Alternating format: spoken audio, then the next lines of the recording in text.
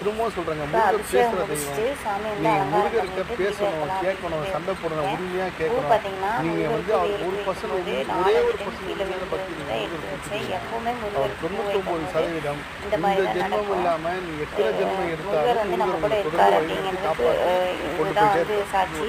நம்ம முருக பக்தியாக இருக்கிறோம் அப்படின்னாலே, நம்ம வெளியில் போனோம் அப்படின்னாலே ஏதோ ஒரு ரூபத்தில் வந்து முருகர் காட்சி தருவார். எப்படி அப்படின்னா, நம்ம ஆப்போசிட்டில் வர வண்டி வந்து பழனி ஆண்டவர் துறை, திருச்செந்தூர் முருகர் துணை, கார்த்திகேயன் மயில் வாகனம் அந்த மாதிரி வந்தாலே முருகர் வந்து எப்போதுமே நம்ம கூட இருக்கார். நம்மளை கைவிட மாட்டார் அப்படிங்கிற எண்ணம் தான் எனக்கு வந்து நல்லாவே தெரியுது.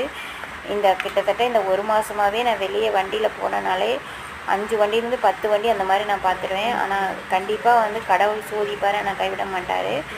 என் வாழ்க்கையில் வந்து அந்த மாதிரி அற்புதம் வந்து நடந்துட்டு தான் இருக்குது. தினமுமே வந்து அந்த மாதிரி 10 வண்டி நான் பார்க்குறேன். டெய்லி வண்டி